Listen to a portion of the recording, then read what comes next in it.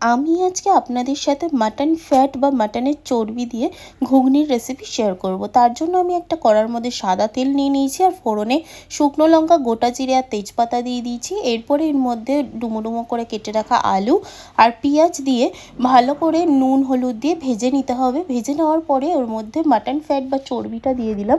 দিয়ে দেওয়ার পরে ওটাকেও ভালো করে ভেজে নেওয়ার পরে কিছু মশলা অ্যাড করে দিতে হবে।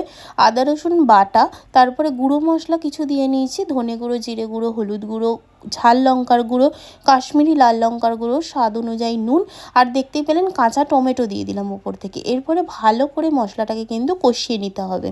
মশলাটা কষিয়ে নেওয়ার পরে দেখুন তেল ছেড়ে এসছে, তারপরে এর মধ্যে আমি ঘুগনির মটরটা দিয়ে দিলাম, সেদ্ধ করে রাখা মটরটা দিয়ে মশলার সাথে ভালো করে মিক্স করে নেওয়ার পরে পরিমাণ মতো জল দিয়ে ভালো করে ফুটিয়ে নিয়েছি।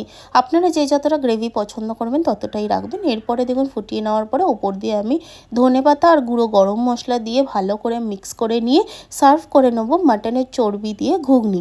আপনাদের যদি রেসিপিটা ভালো লাগে একবার ট্রাই করার অনুরোধ রইল। Thank you.